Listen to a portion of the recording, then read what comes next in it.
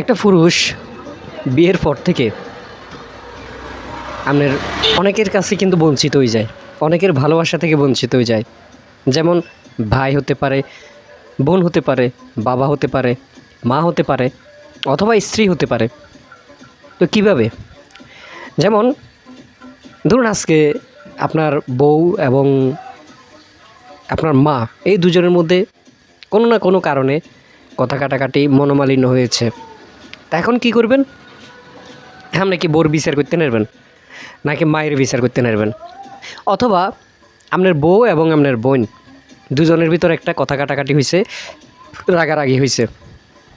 এখন কি করবেন? আপনি কি আপনার বউয়ের বিচার করবেন, নাকি আপনার বোনের বিচার করবেন?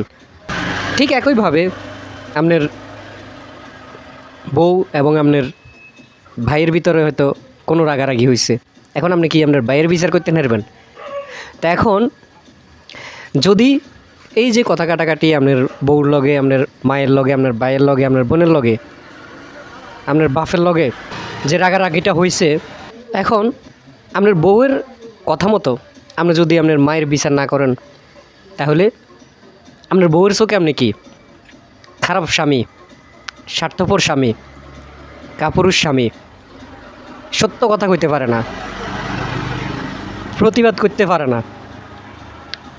এখন এখানে দেখুন, হয়তো বা আপনার বউয়ের দোষ, তারপরেও আপনি যদি এটার প্রতিবাদ না করতে পারেন, আপনি কাপুরুষ স্বামী, আপনি খারাপ স্বামী। একইভাবে আপনার মায় আপনার বিচার দিল যে তোর বউ এই করছে, সে করছে, এভাবে খারাপ আচরণ করছে, বেয়াদবি করছে। এখন আপনি যদি আপনার বউয়ের বিচার করতে না পারেন, তাহলে আপনি খারাপ ছেলে। আপনি বউয়ের কথা শোনেন, মা রাগ, বউয়ের বিচার করতে নিতে নয়, মা রাগ, মায়ের বিচার করতে নিতে নয়, বউ রাগ, দুজনের কাছেই কিন্তু আপনি খারাপ হয়ে গেলেন।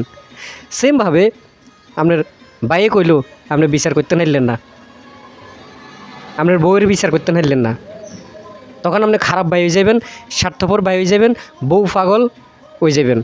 ভাই কবে আপনার বউ পাগল, আপনার বউয়ের বিচার করতে নাইলেন না, আপনি কাপুরুষ।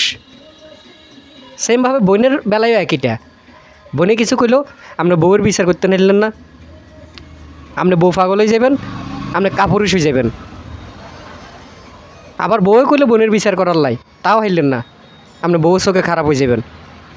এখন বউরে কিছু করতেন গেলে আপনি বাবা মা ভাই বোন ব্যাকের কাছে ভালো হয়ে যাবেন, বউয়ের কাছে খারাপ। আবার বউর কথা ধরে যদি আপনি পরিবারের ব্যাকের লগে আপনি প্রতিবাদ করতেন যান, তাহলে বউয়ের কাছে ভালো হয়ে যাবেন, পুরা পরিবারে আপনি খারাপ হয়ে যাবেন। তো পুরুষটা আসলে এরকমই, পুরুষরা এক সময় কাপুরুষ হয়ে যায়, পুরুষদের এক সময় কোনো দাম থাকে না। কথাগুলো হয়তো আঞ্চলিক ভাষায় কইয়ের, কিন্তু এটাই বাস্তব।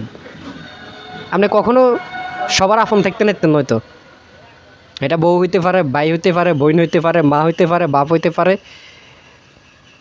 সবার আপন কখনো থাকতে নিতেন না।